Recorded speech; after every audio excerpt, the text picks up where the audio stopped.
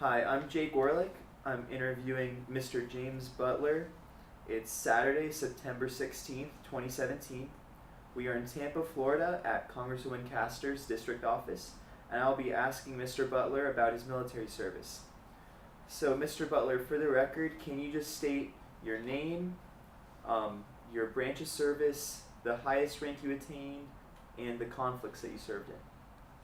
My name is Jim Butler. My nickname in the Marine Corps was Smeds Butler. And I was United States Marine Corps.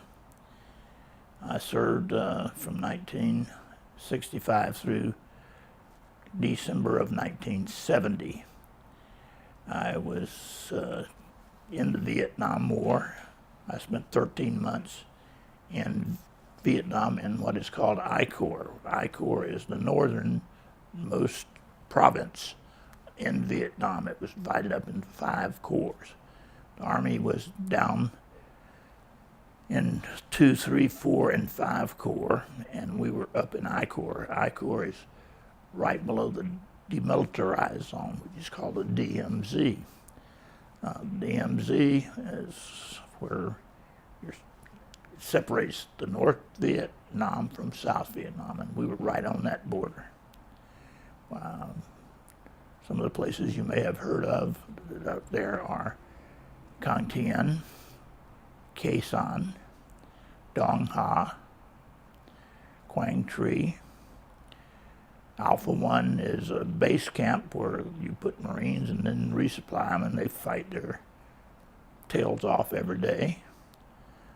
Alpha 2 is right there on the DMZ. It was my duty as a helicopter pilot to not only resupply those Marines in the CH-46, which is a Boeing Vertol-built tandem rotor helicopter that went into existence basically, or started being usable in about 1962. By the time I went over to Vietnam in 1967, it had been pretty much perfected except for one small problem. The small problem was that the aft section, which houses your rear transmission, a tandem rotor means you have 2 rotor heads, one on the front of the aircraft that sits right over the pilot, and one on the back and that houses in the section of the aircraft that houses your 2 jet engines, your transmission, and it kind of runs the whole shooting match. That's called Section 410, is onto the rest of the fuselage. The fuselage is where we carried the troops. That's where they sat. At that time, it was designed to carry about 16 combat-equipped troops on the right type weather and with a little bit of fuel, very little fuel. But Section 410 was having a problem in that the vibrations from the turning was tearing it off, and in flight it was falling off. Well, when your Section 410 falls off, your aft transmission and your 2 engines fall off. So you can't fly. So we were having people killed quite a bit on that. So when I went to Vietnam, the CH-46 was what we call down, meaning then that it was not flyable. They were putting a modification program in where they were beefing up the Section 410 so it would stay on and continue to fly. So I flew the CH-34, which is a single rotor piston driven aircraft. The 46 is 2 jet engines. The 34 is just a piston driven, and it could carry about 3 troops. I flew that for 2.5 months, learned to fly in Vietnam in that. And what I found out is it took you 3 to 5 trips to get all the people out, when in a 46 you could have gotten them out in one trip. So when the 46s came back up, they asked me if I wanted to stay in the 34s or go back to 46s. I went back to 46s so I could take them all out at once. We could take out, and on a hot day, we could only take out about 9. But I flew most of my missions in Vietnam in the CH-46.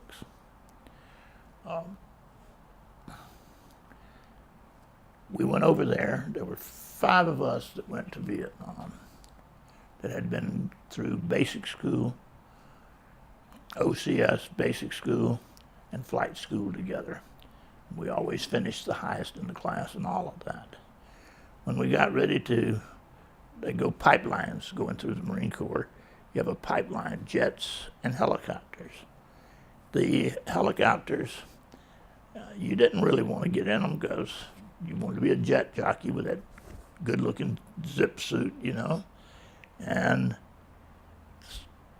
so we were all going for jets, except it's also the needs of the service. So when we went through, although we had the higher grades, the pipeline for jets was closed and we all went helicopters. There were 5 of us. We were cocky. We were good. We knew we were good. We knew we were the best. Nobody could carry our jock straps. I'm sorry, Congresswoman, that's what we called them over there. And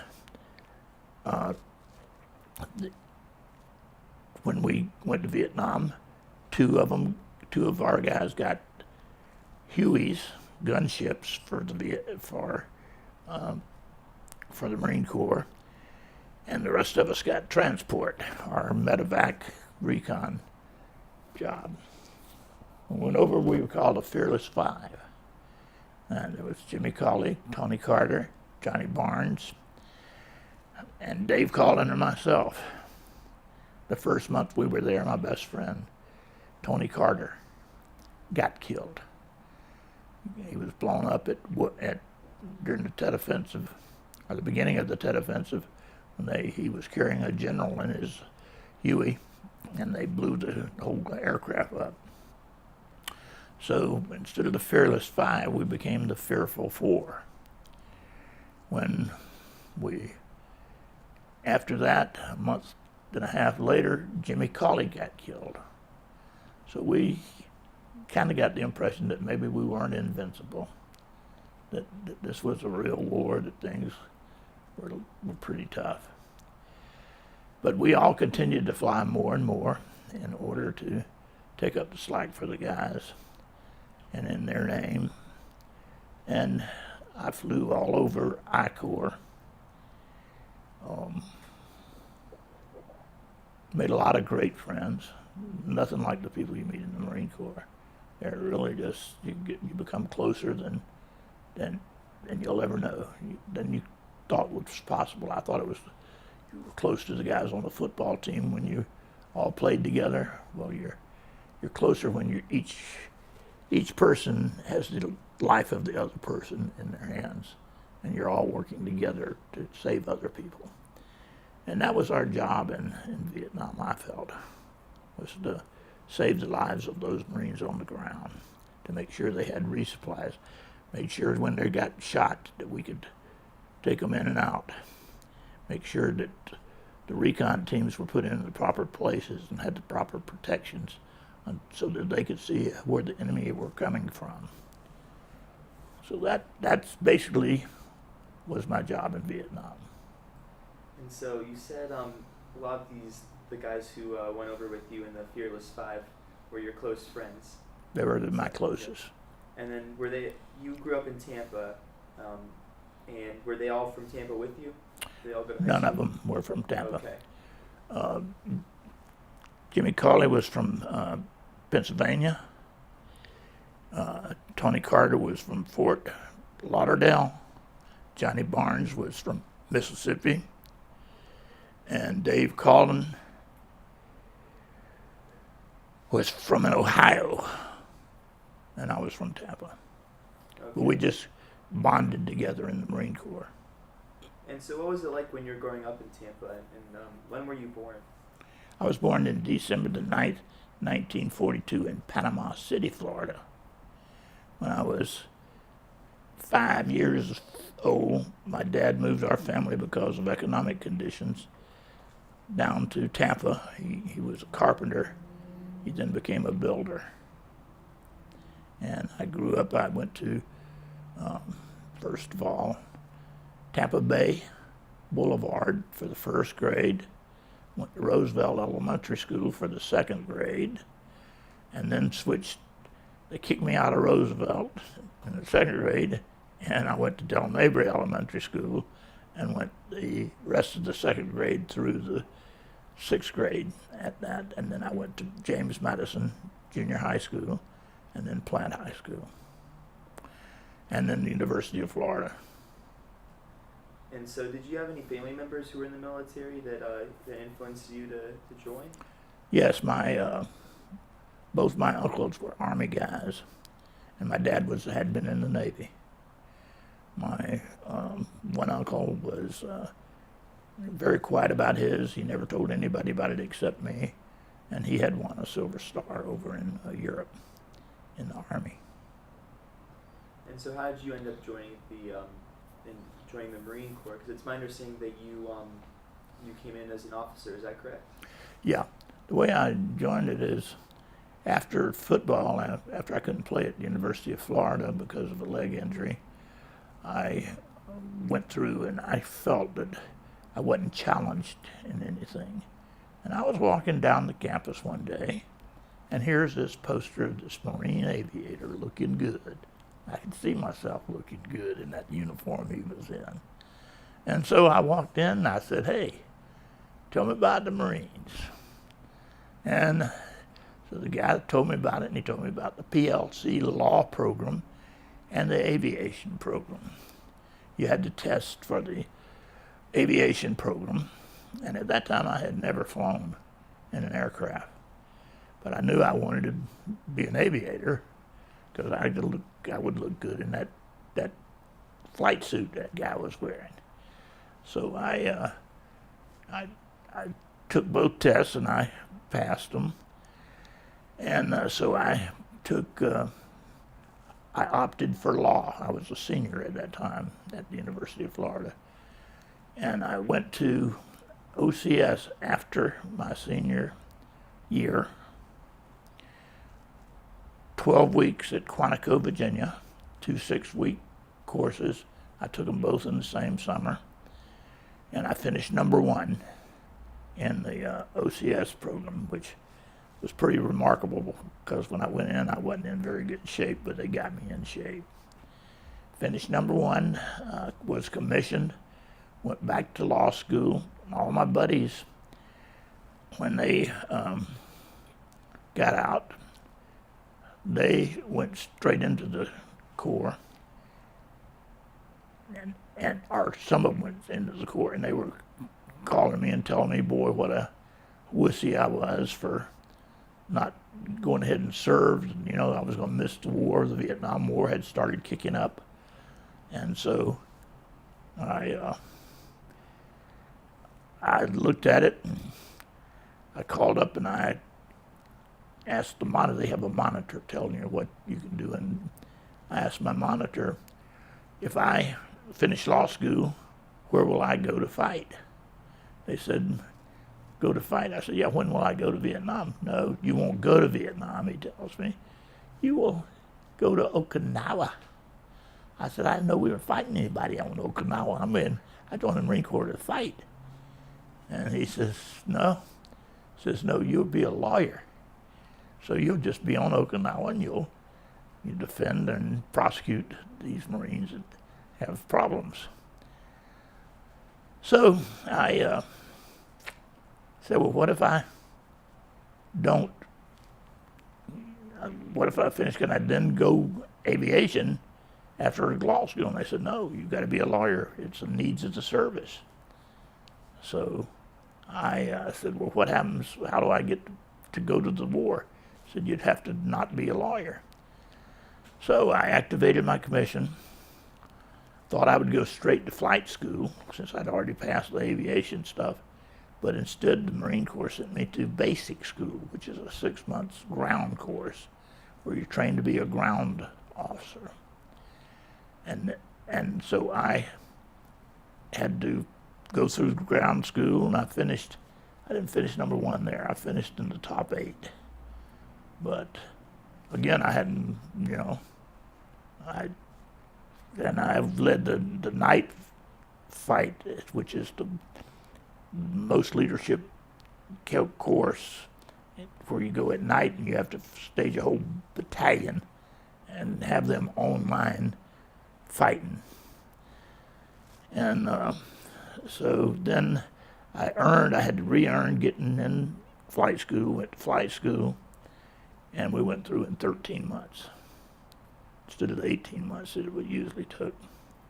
They were the needs of the service. They were in a hurry to get us over there. Is that what you wanted to know? Yep. And do you remember any drill instructors or anything in particular from your time in training? Anything maybe you found exciting or funny, or anyone got on top of you? We had one drill instructor that just loved to hit me in the stomach. You know, I guess I looked like a guy that needed to be hit. And he'd come up and he'd look around and then he'd pop me in the stomach. And, you know, then he'd get in my face. Of course, you know, I had a dad that was kind of a yeller, so that didn't bother me so much. But the spitting when he was doing it, that kind of made me mad. So he kept on messing with me. That was in the first 6 weeks of the OCS program. He kept messing with me, and then we went on a 30-mile march, 2-day march. We came back to the barracks and stripped off my gear, and they said, "Hey, you've got such and such duty, so you got to go clean up the mess hall." You know, so I just said now, so I put on some other gear and went and left my stuff, came back, and I had been written up by this little drill instructor. He was about 5'6", Napoleonic complex, you know. And so he had been in my face the whole time.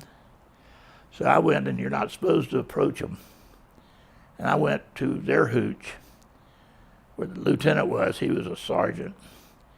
And I went, pap, pap, pap, knocked on the door. "Candidate Butler requests permission to speak. Sergeant Davis." Request denied. I said, "Damn it, you get your little ass out here." So that we're going to get this right now, you know. And so the lieutenant says, "Sergeant, go talk to him." And ordered him to. So he came out, and I said, "Let me tell you something. I've done everything in the world that I can, but you got something wrong." I said, "Let's go out and let's just have it on. Let's see who." He says, "If you whip my ass, I'll quit the Marine Corps. If I whip yours, you can get off my ass," you know. So he says, "Candidate, you're out of line." And after that, he never hit me again. So that was one of the things. We had a guy named Skeeto in OCS. Old Skeeto couldn't do anything right. And they used to call him Skeeto. "Oh, Skeeto." They really were on him. And Skeeto was slow. He was not very strong. Couldn't do the rope climb. We did a march where we had to carry ammunition and everything, and he was in my 6-man team, and I was the leader of the team, and I would carry his part for him. Then when we got to the rope, I carried him up the rope, and I think that's why I finished number 1. You know, because old Skeeto helped me get there. And we had pugil sticks. I don't know if you know what a pugil stick is. It's your bayonet training. And you basically are hitting each other with the pugil sticks. And I could whip everybody. And there was one guy that was a boxing champion from New York. his golden gloves, and he was good. He was Big Dutton, big old boy. And old Dutton and myself were squared off against each other. He was supposed to just kill me. I hit him with an uppercut and knocked him out. And it's not supposed to knock you out because it's padded.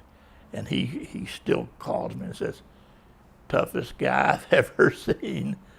That's some of the things.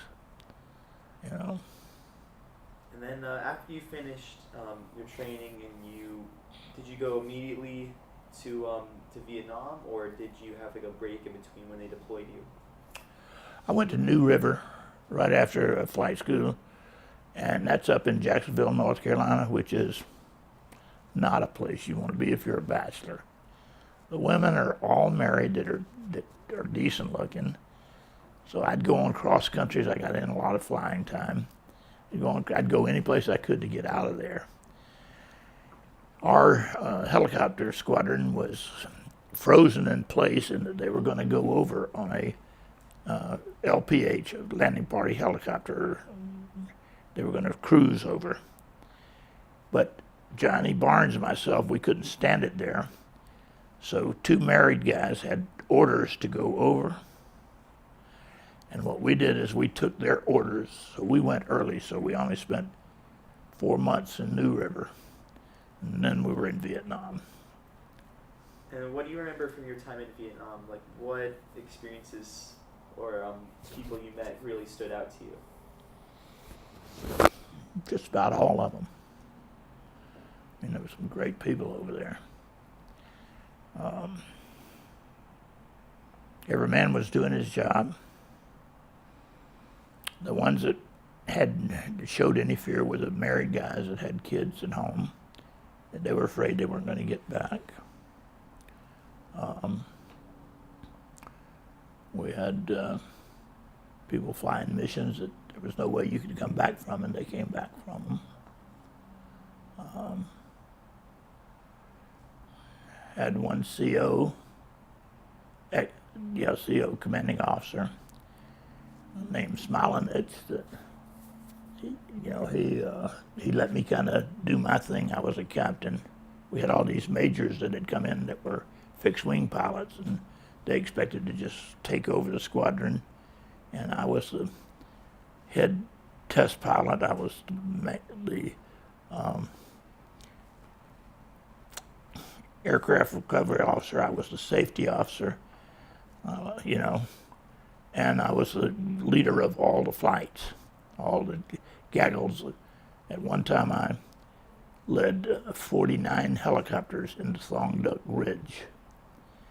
This lieutenant colonel, in the briefing in front of the general of the 1st Marine Air Wing, because we were having to coordinate how we're going to get the troops in and how we're going to do the refueling and all this, and we were briefing it. And I was the captain, and I was appointed to lead them all.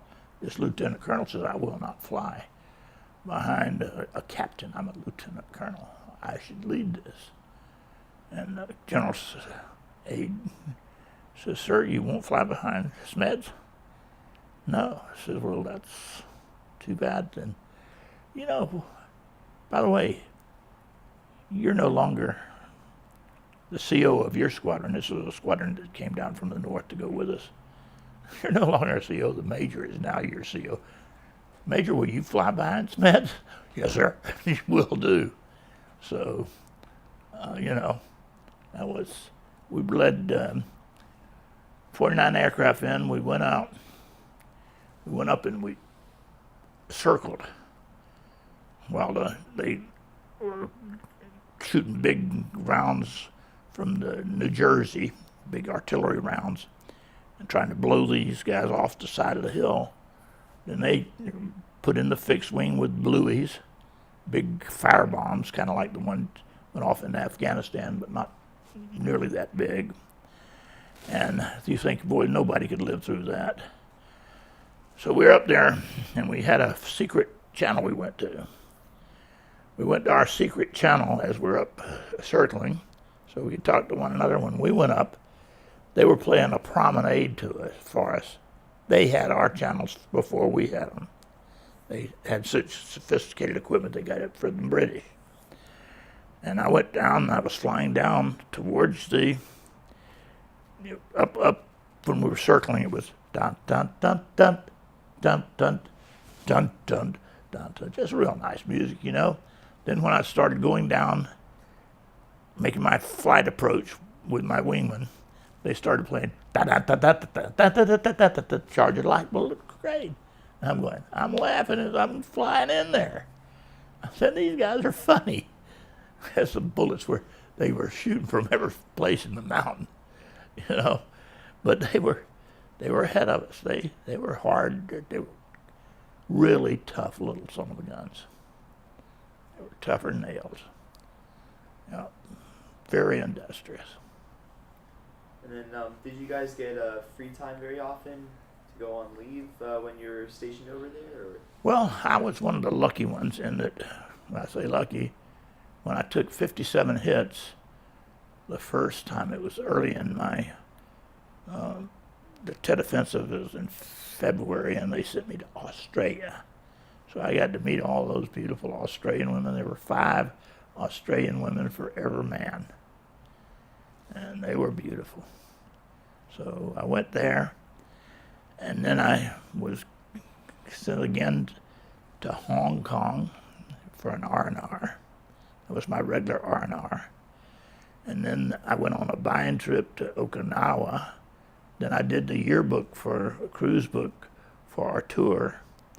And I went to Okinawa again. And then the end of my tour, they sent me out. I was out 5 times. And then,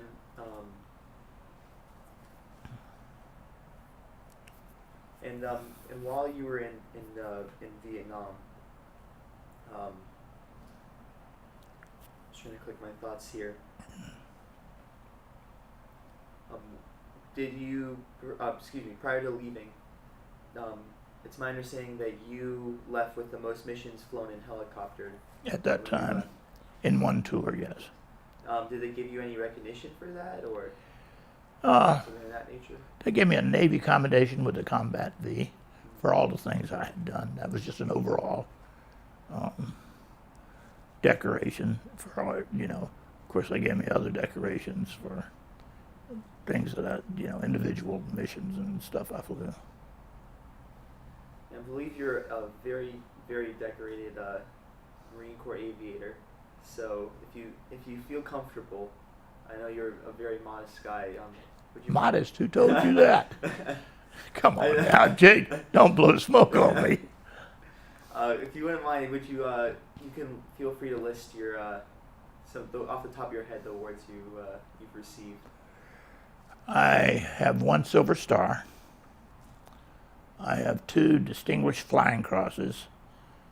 The Silver Star is the 3rd highest medal the nation gives. Distinguished Flying Cross is right below that.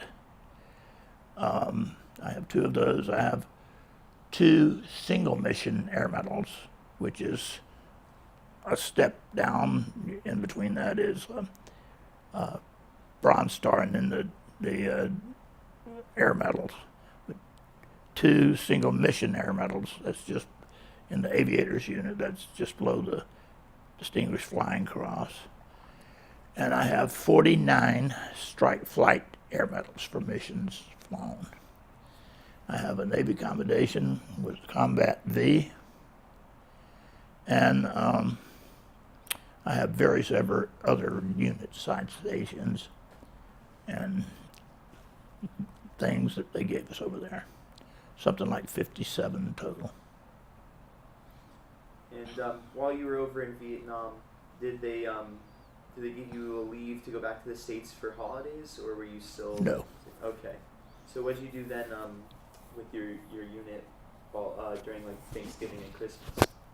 Well, let's see, Thanksgiving, we were doing a strike up around Hill 55 with the South Vietnamese, and we put all of our sea rats in a helmet, heated them up, and put them together and made us a little stew, and that was our Thanksgiving dinner. Christmas, I think we were fighting. I can't remember any. We didn't have any special hot food or anything for us. We would take sometimes take hot food out to the guys in the field, but we didn't get it. We gave it to them. But we had a chow hall, which the food wasn't too bad. You know, if you like I don't know if you know what shit on a shingle is. You will when you go to college. It's this ground up beef with gravy slapped on a piece of bread, and that's your breakfast. You know, during Vietnam, we were short on rations, so we got what do you call it? Instant eggs. No, we didn't have any eggs. They powdered eggs. Got those. Felt lucky to get them. But that's the thing about it is I didn't lose. My metabolism was different than most people. I didn't lose much weight over there. Other guys lost a lot of weight because it worried them. I guess I was too dumb to be worried enough to lose weight. And did you get to write letters to your family or any chance to phone home while you were over there? We could write letters, but I never phoned. Last letter I wrote, I think, was to my girl back at home who had already gotten married, telling her that Tony had died, Tony Carter had died.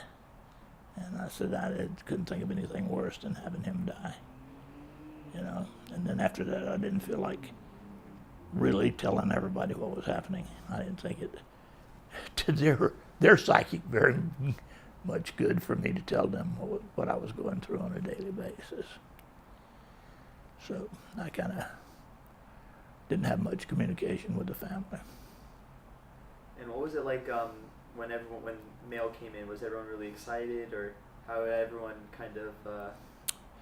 Well, we were flying most of the time, and so we would get our mail. We wouldn't just have a mail call like you're thinking about. You see in the ground pounders, that's when we would fly it in a mail bag to them.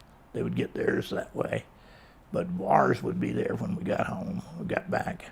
And so, you know, I never got that much mail. My like I told you about my family was not a writing type family. They just. I think they kind of were superstitious and thought too much about if they communicated too much with me, that might bring me bad luck. Did the group of three from the Fearless Five, did you guys stay together throughout your time in Vietnam? David Collin went up to Khe Sanh and became a forward air controller. Johnny and I stayed together until he left to go to Japan to work with on the mod program for the helicopters as a test pilot. It was between the two of us. Since he was married and had my godson, I told him to go because he'd be able to see his wife. And I stayed back and finished my tour. Johnny was killed the year after we got back. David lived up until about 5 years ago. I'm the only one left. And do you have any other memories of your time when you were in Vietnam or in the Pacific that you want to talk about or that I haven't asked you about? I need to go to the bathroom. Sure, Can you make it? Sure, can I ask you one last question? Yeah. For the future generations that might watch this interview, do you have any advice for them? Yeah. Whatever you do, do it to the best of your ability.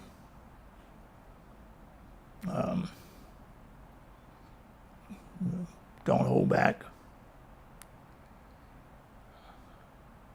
Don't depend on the government to do things for you.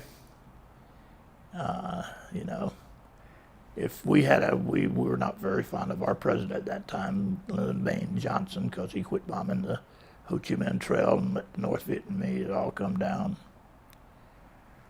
So just give it everything you got on everything. If you start something, finish it right, and don't go the wrong path. There's always two paths you can go. If you choose the wrong one and find yourself on that path, it's not too late to back up. You know, I've had nephews that one of them was really going bad, and I got on him and gave him a job in my law firm, and now he's one of the most outstanding individuals ever. He runs the firm. So just keep it going forward. All right. Thank you very much for your time, Mr. Butler. I appreciate it. You're welcome, buddy.